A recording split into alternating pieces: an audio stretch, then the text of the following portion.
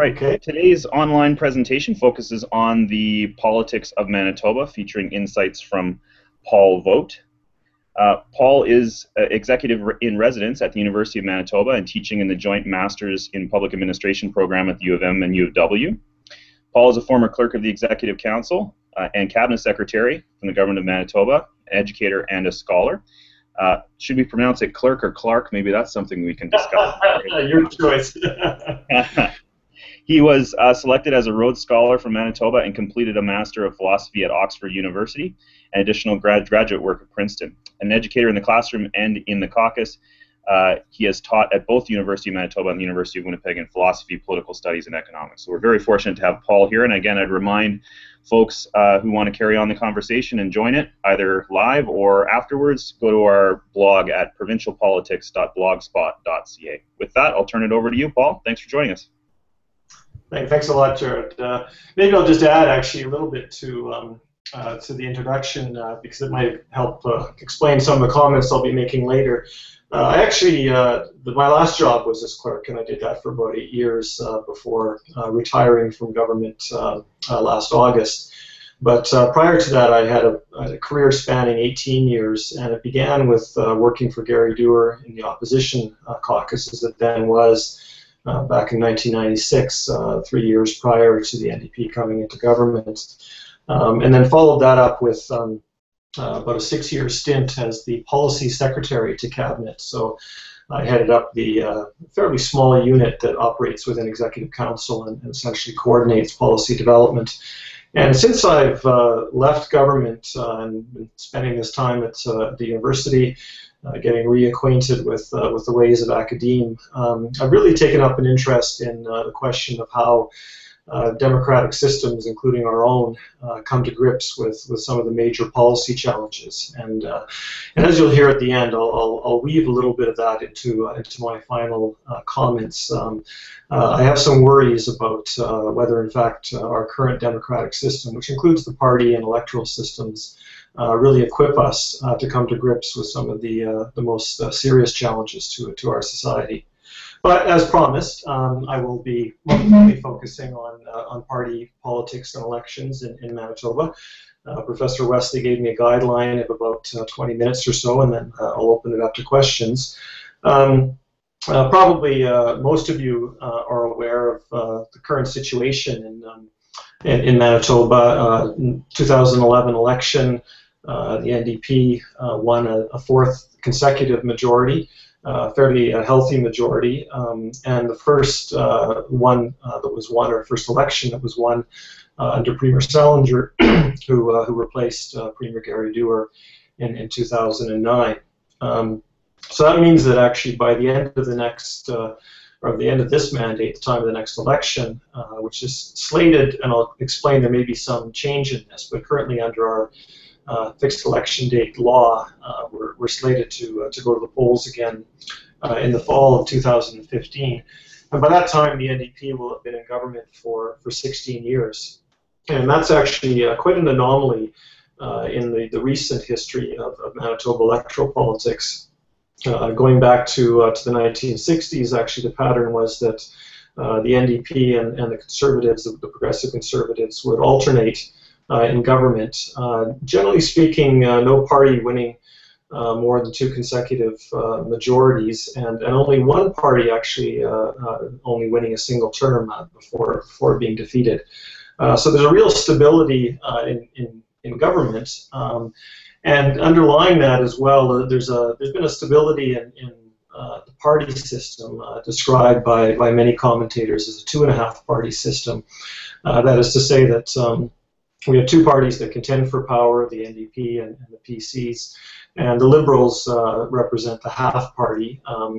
They're significant, often polling in between 10 and 15%. Sometimes over slightly, but more often under 15%, and certainly capable of playing the role of spoilers, since, as we'll talk about, the NDP tends to be most successful when Liberal numbers are well down. But in any case, I think the watchword there is a very stable system of or party structure. and at least within the last 15 years, also dominance by one party. With the other, however, I mean, as of course is always the case in our first past the post system, the election results greatly exaggerate the actual share of the popular vote.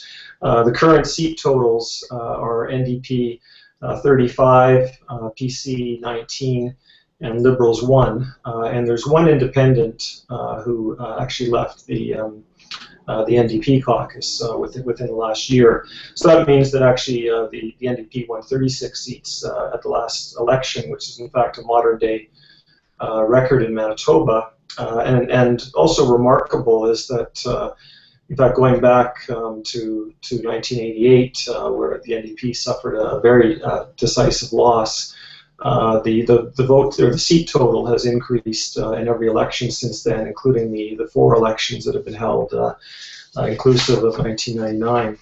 Now, that's all the past, and there is a very strong indication to complete the contemporary picture that things may well change in the next election in 2015.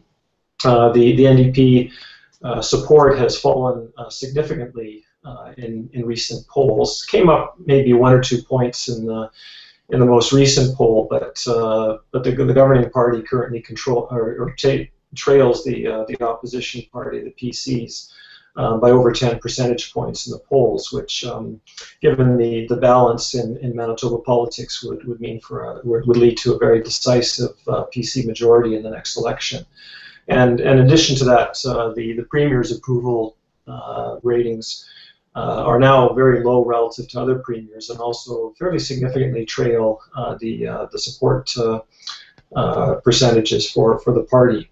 And just to complete that current picture, most commentators would attribute the decline in support for the government to the government, or to the decision that was made in the budget of 2013 to raise the provincial sales tax from 7 to 8%. I think there are some other possible factors that are involved.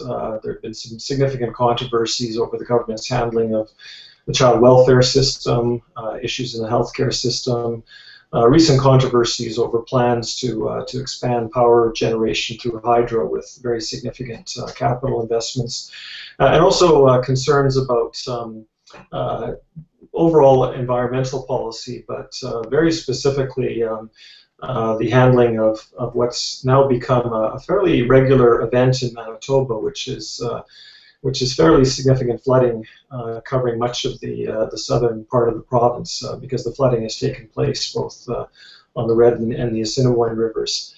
And I think also, of course, that you always have to factor in simply the fact that a government that's been in power for a decade and a half will pile up enough grievances and simply start to look stale in the eyes of the electorate. And despite changing leaders, changing premiers 3 years ago, the current premier, Premier Salinger, was the finance minister for a decade prior to taking over from Gary Dewar, so he's hardly a fresh face to the electorate, and obviously bears the burden of all past policies enacted by the government while he was finance minister.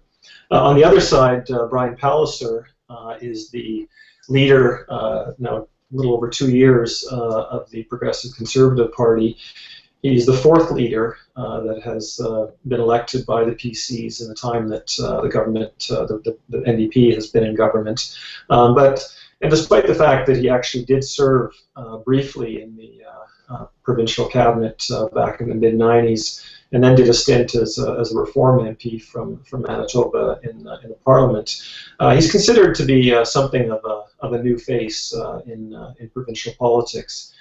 And then for what was described as the half party, the Liberals, although obviously somewhat challenged by holding only 1 seat in the current legislature, they now have what would obviously be considered the freshest face, leader elected within the last year, Ron Bakari, Both, I think, in terms of her youth, she's, I think, at least 10, probably more than 15 years younger than either of the other two leaders, and also the fact that she's a professional woman of Indo-Canadian background. She really does represent something very fresh and new in Manitoba politics. So all those factors combined, I think most media commentators, others who follow Manitoba politics, are anticipating that the NDP's run in office will come to an end unless something very catastrophic takes place in between now and the next election for the opposition party, or perhaps something that changes the view of the government. Even though it's a bit of a mug's game, I think, to read too much into midterm polls, and certainly to try and to attribute any kind of change in the polling numbers to a single event.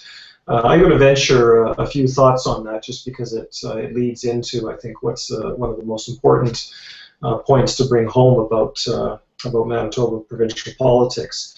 In my view, I think that the decision that the Premier and the government made to raise the PST was a triggering event for the government's subsequent decline in support. And I don't think it was actually the increase itself that stung, because it was only a single point, and doesn't seem to be garnering an enormous amount of attention simply as either a factor in impeding economic growth or in hurting people's pocketbooks. But I think more broadly, it was seen by the public as something of a breach of the deal, or the commitments that were made by the NDP back in the late 90s, which put it back into contention for power. And essentially, what Gary Doer did in that period, after he'd been in the opposition leader for close to a decade, was he introduced a number of changes which signaled to the electorate that the NDP had moderated its stance on some key issues. And in particular, he committed that the NDP would abide by the balanced budget legislation that had been introduced by the PC government. Included a requirement for a plebiscite if any major tax categories were increased. And I think that essentially the last year or two, year and a half of poll results indicates that I think the electorate feels that the NDP has in fact breached. They previously made some changes to that legislation, but I think this was seen as actually violating the spirit of the NDP's moderation pledge to the electorate of Manitoba. And so that very critical, in Manitoba, very critical cohort of middle ground voters, I think has reacted quite adversely to that. And just to, Professor Wesley wanted me to really reiterate the most important points that one should absorb to understand Manitoba politics. I think this leads quite naturally into the theme of Manitoba as a middle province, or a province which favors politics which I think would be considered middle of the road by the standards of other provinces in Canada. And I think there's a number of factors that go into it, not least the fact that in national terms, Manitoba, in very many ways, actually occupies a middle ground position. We're a province that has obviously the geographical center of Canada, neither easily classified as a Western nor an Eastern province, and certainly when it comes to Western identity, doesn't have the resource economy or resource dominated economy that the provinces to the west do. And that also means that we're neither a boom nor a bust province. We don't actually experience severe swings in economic growth. Population growth has also it exists, but it's moderate, somewhat accelerated in the last decade by significantly increasing the numbers of immigrants, international immigrants who are coming to Manitoba. But very much a middle range province in terms of trading partnerships. Manitoba actually trades somewhat more with Ontario. Demographically, that is, trades more to the east than it does to the west. But it's very close to being a saw-off. Demographically, we resemble Ontario more than we resemble the provinces to the west of us, with, for example, a significant francophone population, and both an old mix of the founding, British descended population growth groups, but also significant Aboriginal population and increasingly significant Asian and other immigrant or new Canadian populations. So there's a bit of with Manitoba, I think there's structural issues that would predispose Manitobans to that form of politics, and there's also a very long history in Manitoba of successful parties being led by politicians who are known for pragmatism rather than charisma, and for a form of, and I think Professor Wesley has characterized this very well in his most recent book, a form of progressivism which is very incremental in nature, and I think combines both elements of the NDP stress on inclusiveness, and also the Tory, but I think specifically the Red Tory, respect for long-standing institutions. And so what that means, to bring it back to the issue of electoral competition and the status of the different parties heading towards the next election, there's a very strong, and I think by now on the part of all parties, a very well-known compulsion to seek the center ground and to blunt any edges which might rankle that middle portion of voters, and suggest that there's an element of extremism in the party. And I think the NDP is very much challenged by that.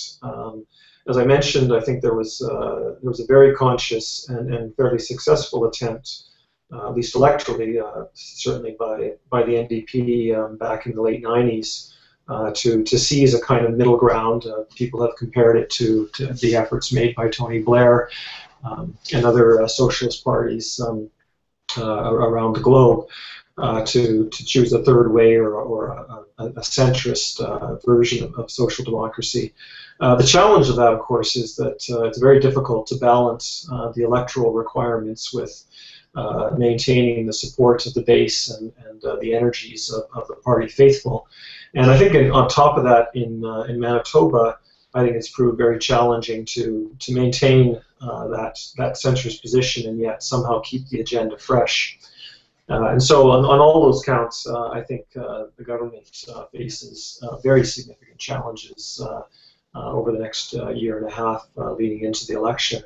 But the other point I'd make is that the other parties are just as much challenged. Brian Palliser, of course, was formerly associated with the Reform Wing of what's currently the Conservative Party. All obviously at pains for the same reason as the NDP, to convince the electorate that he too can be seen as a moderate leader, a very strong caretaker of status quo institutions, committed to a form of incrementalism. Just very recently, following the Ontario election, Mr. Palliser was at pains to indicate that he didn't agree with what became, in some ways, I think, the defining line of that election, Tim Hudak's commitment to get rid of 100,000 civil servants. Mr. Palliser indicated that would not be his approach. He's also made some symbolic efforts by doing things like pledging to increase the housing allowance for social assistance recipients, to indicate that there would be a form of conservatism under his government that would combine compassion with a concern for economic growth. And I think the Liberals are probably the most challenged of all by this dynamic of party competition in Manitoba, because of course it's very difficult to define yourself in a middle ground when everybody is fighting for the middle ground. And added to that is the challenge which the Liberals have perpetually faced in the last 67 years in Manitoba, which is that starting from such a small base of elected members, it's very difficult to convince even your own supporters that you are actually in contention to form a government. And so a huge part of the Liberals' challenge has simply been strategic voting, in that people who might well support the federal Liberal Party, when it comes to the provincial vote, they face a choice which is fairly clear of either electing an NDP government or electing a progressive conservative government. So all that said, I do want to put some stress on the policy issues, and the way I'm going to do this is, and I'll be consciously somewhat contentious, and I'd be happy to be challenged or questioned if you feel that I'm wide of the mark. But this comes out of my own concern right now, that not only at the provincial level, but for the Confederation as a whole, and in fact I think particularly when you look at the national political scene, I think there are some real issues around whether in fact our democratic institutions are compelling leaders to come to grips with some of the most serious problems that are confronting the nation, and certainly confronting provinces. So I will just lay out what I would argue are, I think, the most pressing challenges in Manitoba. I think in each case there are also national challenges, and that, as I'll explain, is part of the difficulty I think that we're in, and that all parties are in.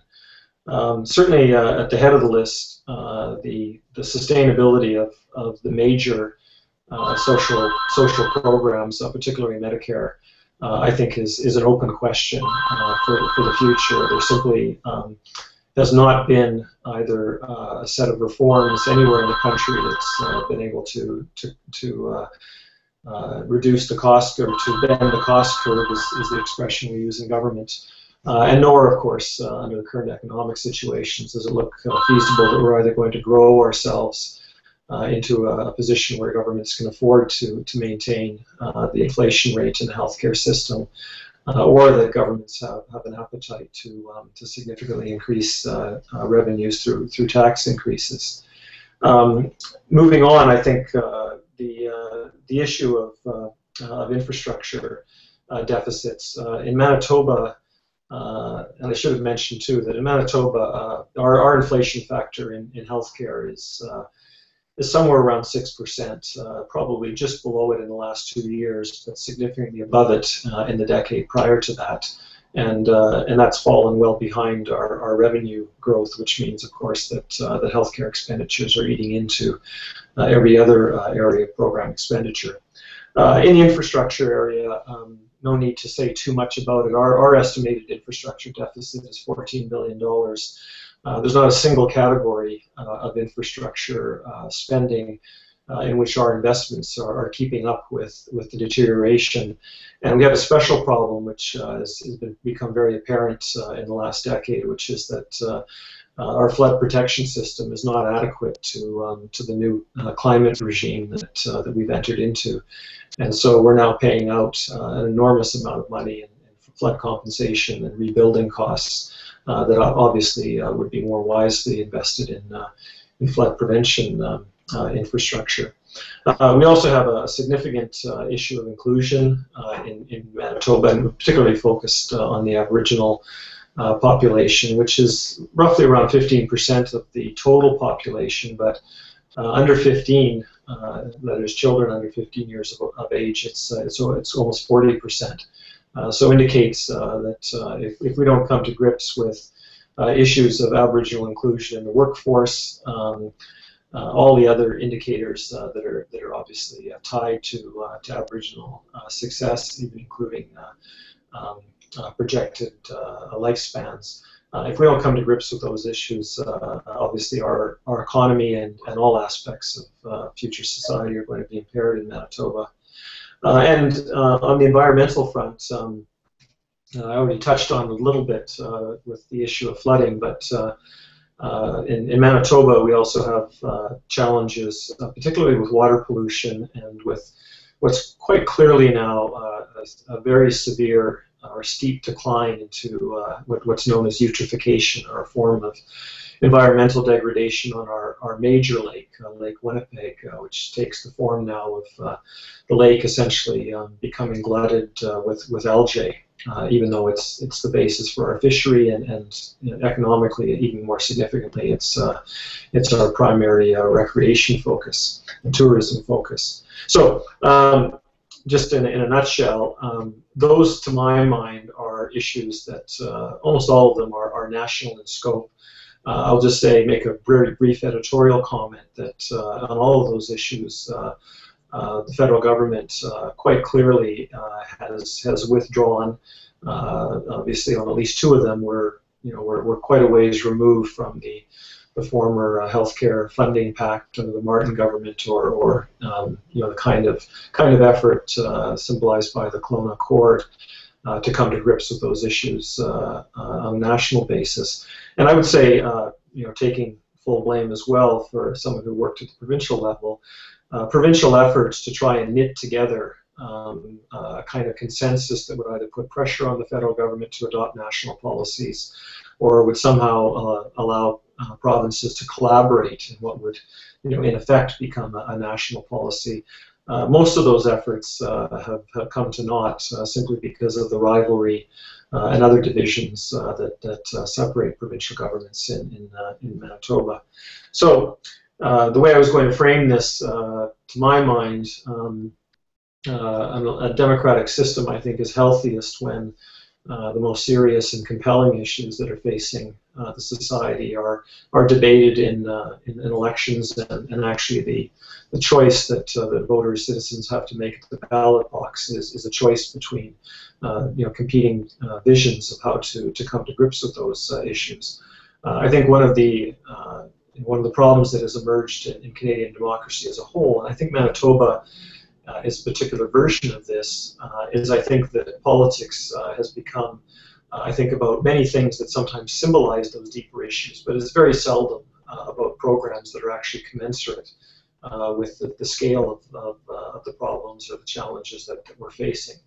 And when I say that Manitoba is a particular version of this, I don't think we're well served by that tradition of fighting for the middle ground when it comes to very significant challenges that the province faces. And I think that's been demonstrated at various times in Manitoba's history, where I think at very critical moments we've lacked the long-term vision to really lay the groundwork for either future growth or for improvements in well-being across the province, and often have lagged behind other provinces in modernization efforts. And my prediction would be that in the coming election, I think both parties, the both contending parties, and probably the Liberals as well, the half party, will be fighting very hard to characterize the others as extremist, and probably using very outdated and probably in almost all cases unwarranted language to try and get that point across. If one were to project current prominent debates that are taking place in Manitoba into that election campaign, I think it's likely that taxation will be an issue, even though the 7 to 8% increase in the PST was not a significant one, and taxation levels have more or less remained constant in the last 15 years. Hydro development might well be an issue, even though hydro is neither the savior of the Manitoba economy that the government makes it out to be, nor is hydro capital development as currently planned going to bankrupt the province or lead to rate spikes as the opposition claims. But these are issues that really sort of serve as proxies, I think, or symbolic markers substituting for some of the, what I would argue are the larger issues that the province needs to come to grips with. And I think that is, as I said, a negative symptom of the kind of political culture we have, in which I think parties are generally penalized for bold vision, and certainly for trying to get ahead of themselves, for leaders projecting future plans that will look like they will really transform the province. So I'll stop there and be very happy to take your questions, or to hear some commentary through Professor Wesley. Perfect. Thanks, Paul. And I'll just remind folks to head over to provincialpolitics.blogspot.ca to post some questions and comments now and afterwards. And as you were talking, Paul, we had some really good questions, all of which you've addressed actually in your comments, except one, which is a really good one that I want to close with, because it actually is near and dear to my heart. But let's address this one comment you made earlier on about the midterm polls showing that the PCs are well ahead, and Brian Pallister is well ahead of other leaders in the province, and seem poised to make some gains in the next provincial election. I think you're right to say that it's really unprecedented, I think, in Canadian history to see a party grow its seat total consistently over 5 or 6 elections like the New Democrats have done. So I as much as when I was in Manitoba, commented on this, I think the party last time had only one place to go, and that was downward in the polls. Even I was proven wrong in that case. But I wonder what's different this time, if anything, because heading into the last election, if you took a look at the midterm polls, the Tories were doing extremely well, including in the battleground Winnipeg ridings. Is there something qualitatively different this time that suggests that the New Democrats won't be able to pull a rabbit out of their hat come the next provincial election? Well, I think there are several factors besides the obvious, which is that we'll be 4 years on, and I think where you started, and actually I wasn't probably far off your prediction heading into the last election. I feel that there is a bit of a law of gravity in politics, and you can only ride so high so long, and it's actually for reasons that I think indicate some very healthy sort of features of a democracy. Grievances pile up. People I think have an instinct, at least in most provinces, that they don't want any one party to believe that they actually own government, that's a roost where they should become too comfortable. So it seemed to me that heading into the last election, this is in 2011, that I actually thought the NDP was in for, perhaps not losing office, but certainly in for a major correction. And I think that might have been the case, but for the fact that I think the Progressive Conservatives handled the campaign very poorly, and in particular they seem to not be prepared for a counterattack by the NDP. Of course, it's become now more common in politics in Canada that the governments engage in counterattacks against their opposition and try and characterize their oppositions, but hadn't been that prominent in Manitoba politics. But the NDP was very aggressive in suggesting that the Progressive Conservatives had a privatization agenda, that they would make severe cutbacks, that those would be damaging to social programs and so on. And it actually didn't seem as if the opposition was well prepared to deal with those criticisms.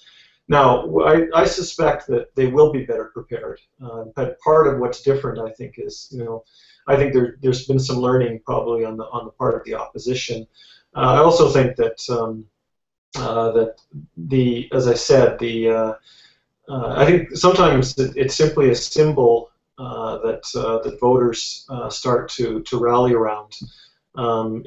Actually, I was, of course, as I mentioned, working for the opposition when in a sense the tide turned in Manitoba after the PCs had had an 11-year run in government, and there was a a Vogt scandal that I think was the turning point. But actually, I didn't sense that people were angry or were not willing to forgive, but it simply became a symbol that the government had been there too long, had grown arrogant, and then people started to pile on their own particular grievances to that image that had been created and essentially complete the picture.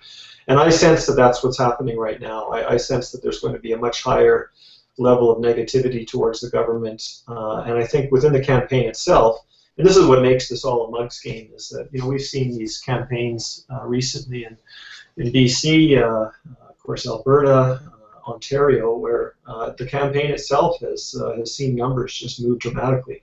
But having said that, I do think if you had to bet at this point, I think the opposition will be much better prepared and probably run a more effective campaign. Okay, that's a very solid analysis. I think things are different this time again. A lot can change in a couple of years, but we'll see. One of the questions online relates to one that I'll tee it up with here, and that's the disjunctions between the federal and provincial party systems in Manitoba. And when you tried to explain this to folks that are outside of Manitoba, I remember I was fielding calls from the media about Stephen Harper's appointment of Gary Doer as ambassador to the United States, and folks from Ottawa just could not understand how it was that a conservative prime minister could appoint a new Democrat to one of the highest-ranking, if not the highest-ranking, diplomatic posts in the federal government. Mm-hmm. And it speaks to this strange phenomenon in Manitoba politics over the last decade or more, where they seem to support one party overwhelmingly at the federal level, right now the Conservative Party of Canada, and another at the provincial level, New Democrats. Any idea what explains that disjunction between those two party systems? There are a number of factors, and I think some of it has to do with personal presentation.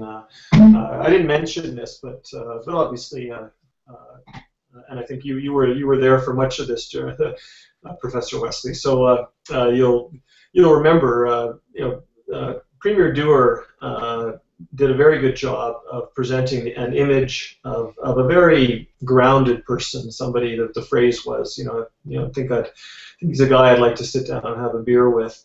And so there wasn't just simply a policy move to the center, but I think there was a presentation of the party's image, and particularly with Premier Doer being the face of the party, that struck a lot of people as being almost transpartisan, sort of reaching into or making connections with people who didn't, or in a lot of cases would hardly think of identifying themselves as NDP. Now, at the federal level, I think we've both had leadership that has not been able to project that image, at least not successfully. I mean, whether it works in some small quarters, I'm not sure. And also, I think that at the federal level, I think that structurally, the party is always under more pressure to play to its base. It can't take its base for granted. Certainly can't take the support of labor and some of the social justice communities for granted. And I know from talking to people in the federal party, the federal NDP party, that is. I think there's a feeling that simply to retain their viability, and of course in that, for the most part, although they now form the official opposition, they have been the half party, that they have to actually put quite a bit of their energy into showing their base voters that they're in Ottawa fighting for their interests. For a number of reasons, Manitoba and the NDP in Manitoba being one of the dominant parties has been able to keep the loyalty of its base while branching quite a bit further out to also reach out to more moderate voters.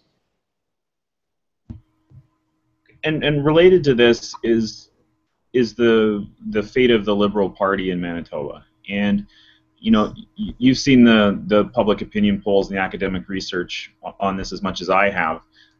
There is actually a really close affinity between Liberals and New Democrats in Manitoba, probably more so than any other province. And I mean, by that I mean they don't have a hate-on for each other like they do in other provinces. And people who vote Liberal federally are likely to vote New Democrat provincially, and at times vice versa. And I'm wondering whether the recent rise of Trudeau at the federal level nationally is having an impact on the fortunes of, first of all, the federal party, federal Liberal Party in Manitoba, and secondly, whether this might have an impact on provincial level politics as well.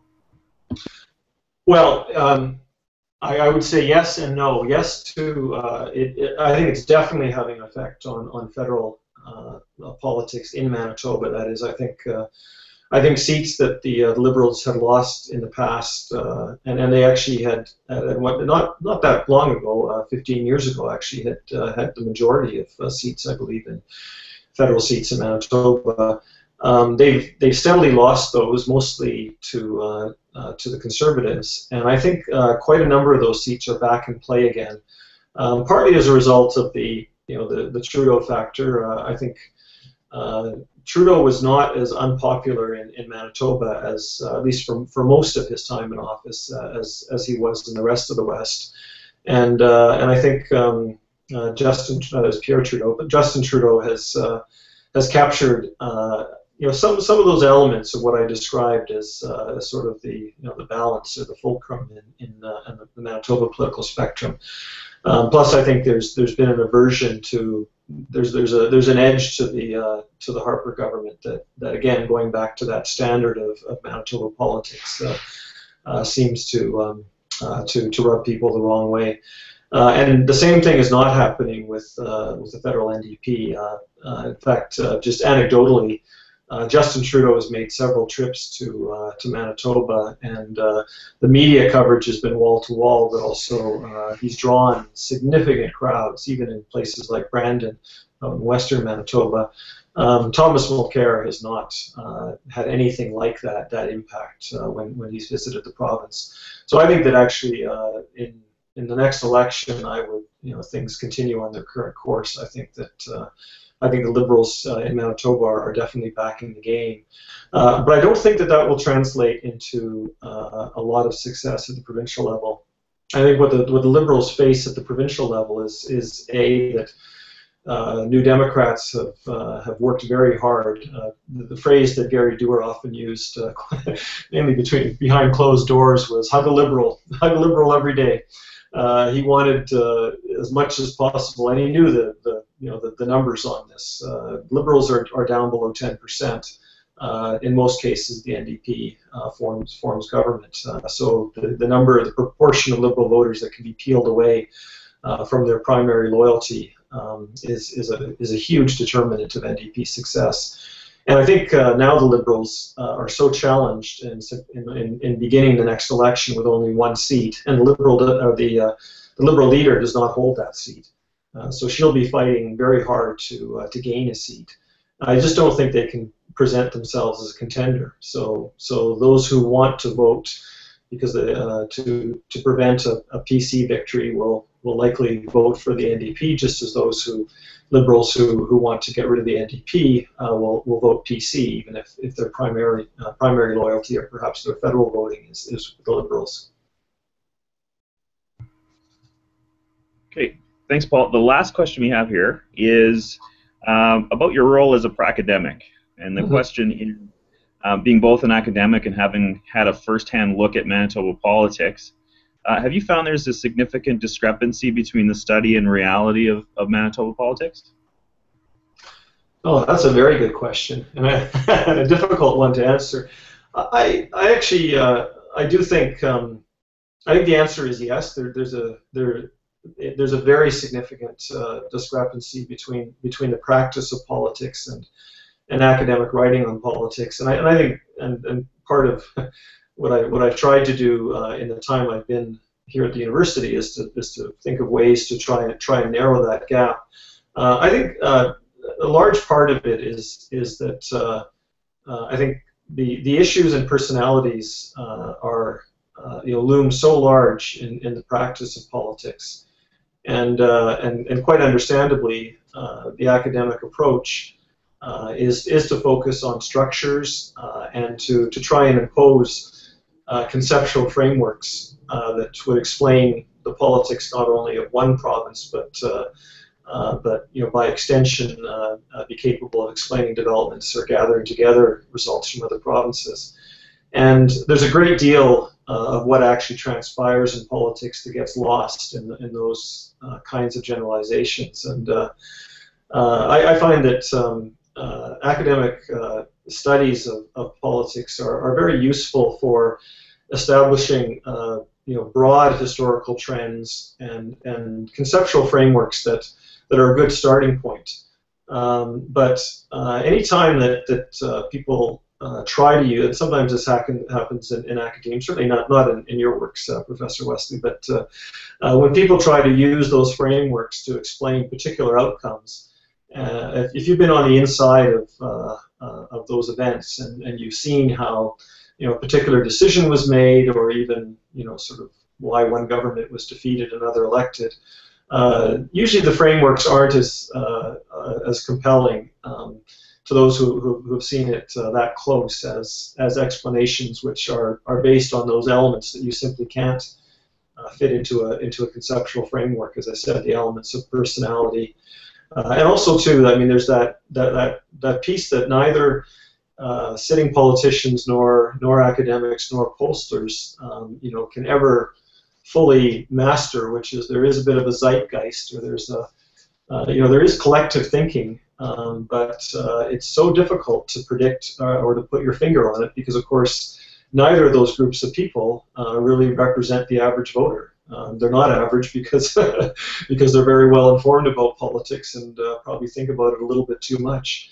And what I've been struck, and it's not to spread this a little bit more broadly, it's really struck me, particularly in recent elections, how often all three of those groups, pollsters, academics, and sitting politicians, have simply gotten it wrong, have not been able to predict what the turning points would be, or what the electorate would respond to in a campaign.